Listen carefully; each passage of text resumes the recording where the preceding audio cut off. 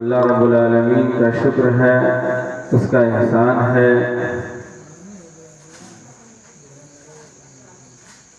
कि अल्हम्दुलिल्लाह प्रोग्राम काफ़ी अच्छा चल रहा है और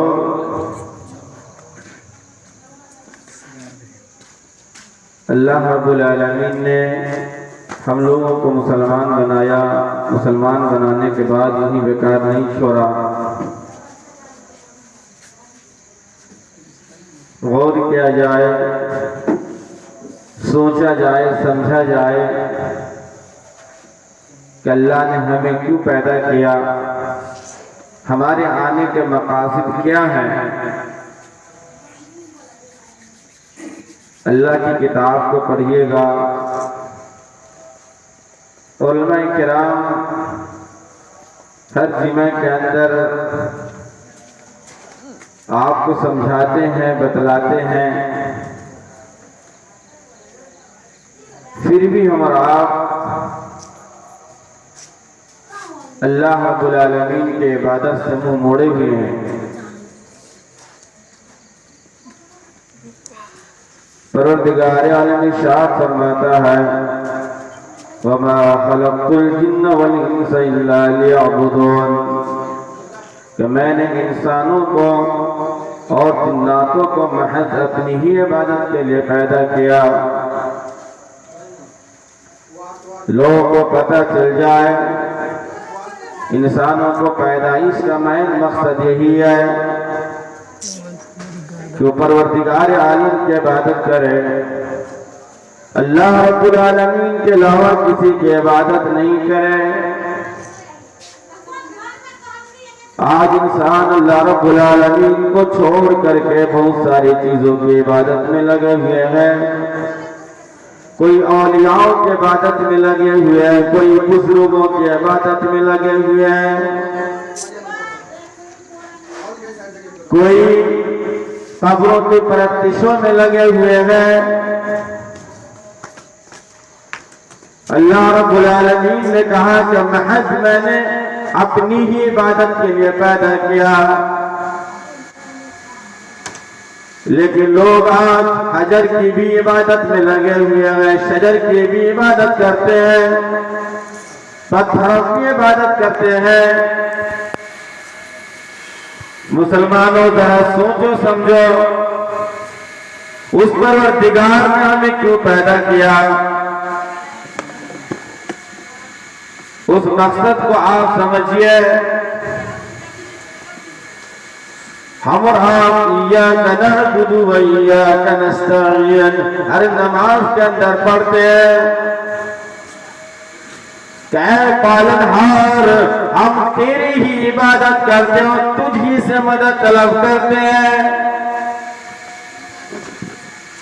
आज मुसलमानों के अकाईद खराब हो चुके, बिगड़ चुके, मुसलमान अपनी ईमान को बर्बाद कर चुके। गौर कीजिए, सहाबा किराम रिज़वानुल्लाह तआला अजमईन के ऊपर कितनी कितनी परेशानियों का सामना करना पड़ा, कितनी मुसीबतें झेलनी पड़ी। आज मुसलमान अल्लाह को भुला बैठा है और परवरदिगार आलम का फरमान है, ऐ मेरे बंदो अगर तुम मुझे भूलोगे मैं तुम्हें भूल जाऊंगा। हिंदुस्तान की हालत के ऊपर नजर डालिए और मुसलमानों, तुम्हें कम मार पड़ी है, तुम्हें तो मार लगना अब बाकी है। तुम्हारी अभी क्या पिटाई हुई है, पिटाई लगना तो अब बाकी है। तुम अल्लाह को भूलोगे, इस दुनिया के अंदर तुम ज़लील और रुसवा किए जाओगे, जगह जगह मारे जाओगे, कत्ल किए जाओगे। सहाबा किराम रिज़वानुल्लाह तआला अजमईन उस वक्त को याद कीजिए जहां कुफ्फार की तादाद 1000 से ज़ायद है, मुसलमानों की तादाद सिर्फ 313 की तादाद है। अल्लाह के रसूल सल्लल्लाहु अलैहि वसल्लम ने इरशाद फरमाया था, पालनहार अगर ये कौम, ये जमात अगर इस जंग के अंदर, इस लड़ाई के अंदर अगर हार गई, इनकी शिकस्त अगर हो गई, पालनहार कयामत तक तेरा नामो निशान लेने वाला इस दुनिया के अंदर नहीं रहेगा। मुसलमानों कहां सोए हुए हो? अपने मालिक को तुम भूल गए हो, जिसकी वजह से तुम परेशानी के अंदर गिरे हुए हो। और यही नहीं, अल्लाह रब्बुल आलमीन की तुरु गर्दानी करोगे तो हम तुम्हें दुनिया के अंदर ज़लीलो ख़ार करेंगे ही, और क़यामत के दिन हम तुम्हें अंधा बना करके उठाएंगे। मुसलमानों कहां हो? मशरिक यानी हमारे मोहल्ले के अंदर, एक मगरिबी मोहल्ले के अंदर मस्जिद है और एक मशरिकी मोहल्ले में मस्जिद है। नमाज पढ़ने के लिए पहुंचता हूं, जबकि ये आबादी, ये बस्ती 300 साढ़े 300 घर की आबादी है तकरीबन। जब नमाजी की गिनती होती है, देखा जाता है सिर्फ 5 से 7 वही बुजुर्ग, जिन्हें सब में खड़े होने का सलीका नहीं, ज़ाब्ता नहीं, उन्हें तकबीर तक, कलमे तक सही से नहीं आती है। नमाज के अंदर जो दुआएं पढ़ी जाती हैं, उन्हें दुआ मालूम नहीं, वज़ू के तरीके मालूम नहीं है। ऐसे नमाजी हैं। नौजवान जो लोग जानते हैं, मसनून तरीके उन्हें मालूम है, फिर भी वह गफलत के अंदर पड़े हुए हैं। और मुसलमानों, तुम कहां बैठे हो? उस दिन को याद करो, जिस दिन कोई सायादार नजर नहीं आएगा, लोग इस तरीके से बदहोश नजर आएंगे। अपने अपने अल्लाह रब्बुल आलमीन के अज़ाब को उन्हें गिरफ्तार कर रखा होगा। उस दिन को गौर करो। आज हम अपने लिहाज के अंदर, अपने कमरों के अंदर अपने बिस्तरों को गर्म करते हैं और इस बात का ख्याल रखते हैं कि कहीं हमें ठंडक न महसूस हो जाए। अल्लाह को भूल गए, इसलिए अल्लाह रब्बुल आलमीन भी हम लोगों को भी भूल चुका है। अल्लाह का वादा है, अगर तुम हमारे रहोगे तो फिर मैं तुम्हारा हूं। हर गांव, हर बस्ती, हर जगह की वही हालत है। जहां भी जाइए वही पंजगाना नमाजी, वो बेचारे बूढ़े बुजुर्ग लोग सिर्फ रहते नमाज के अंदर, और ये नौजवान जो सिर्फ नाच गाने और तमाशे में लगे हुए हैं।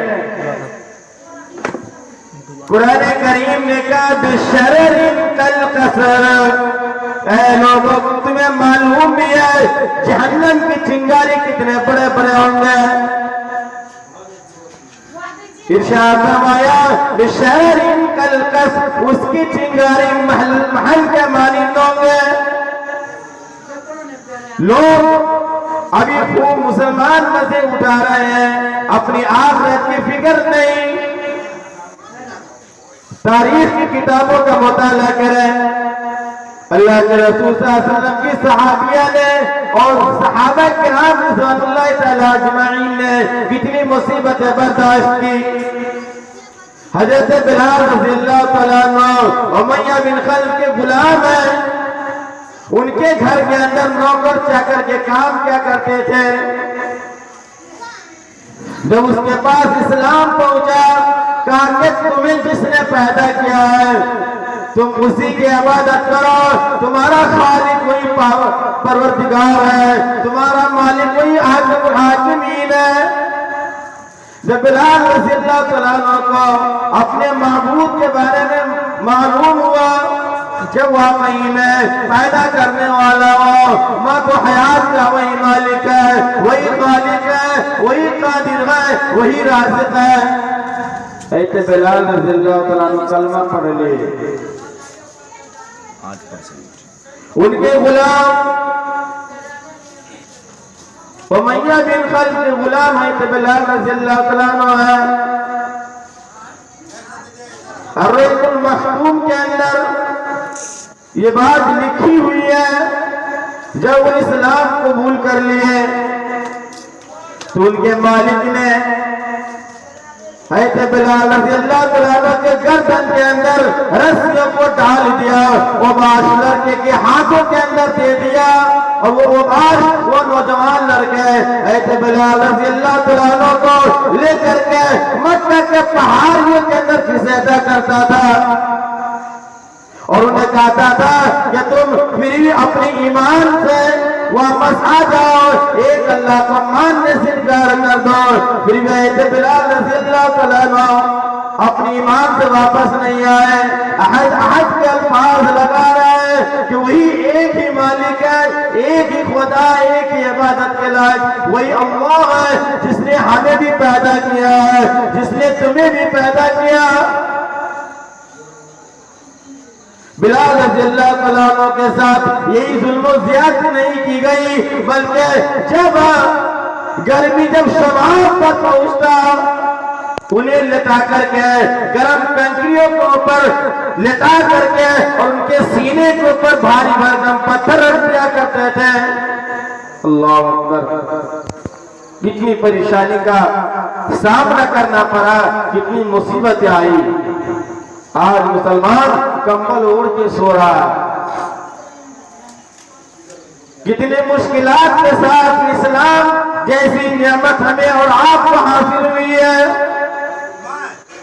हजरत खब्बाब रज़ियल्लाहु तआला अन्हु उन्हें अंगारे के अंदर फेंक दिया गया, अंगारे पर लेटा दिया जाता और काले पत्थरों उनके सीने को पर रख दिया करते थे और उन्हें कहता था कि ऐ खब्बाब बिन अरत, तुम इस्लाम से वापस आ जाओ, ला इज्जत के इसके ऊपर तुम ईमान ले आओ।